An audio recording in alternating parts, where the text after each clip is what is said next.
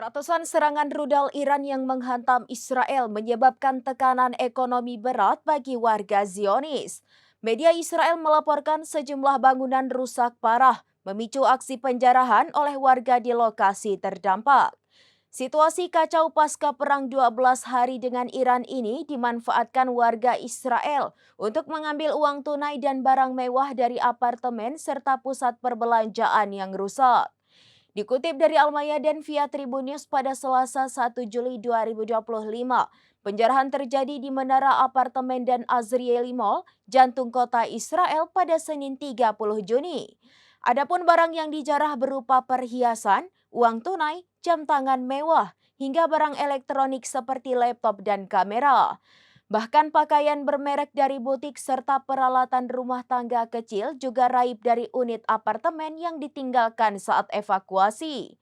Meski aparat dikerahkan di sejumlah titik, laporan warga menyebut keamanan belum sepenuhnya terkendali. Pemerintah Israel menyatakan kerugian akibat serangan rudal-rudal hipersonik Iran mencapai 3 miliar dolar Amerika atau sekitar 10 miliar shekel. Angka tersebut meliputi kerusakan bangunan, evakuasi 9.000 warga, serta kompensasi bagi pelaku usaha lokal.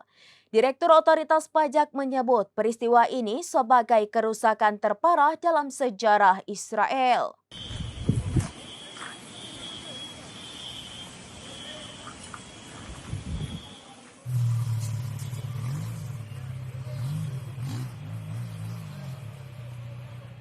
Demikian informasi terkini, Syederalun. Saksikan terus informasi lainnya. Jangan lupa like dan share seluruh akun serambinews.com.